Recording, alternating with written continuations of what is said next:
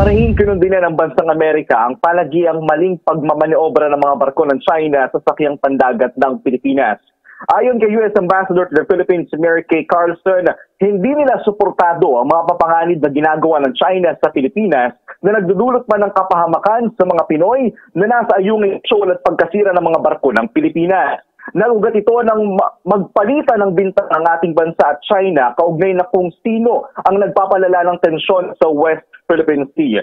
Base sa post ni Carlson sa X na dating Twitter, kanilang sinusuportahan ang mga kaalyado nilang bansa na may hashtag pa na Free and Open Indo-Pacific.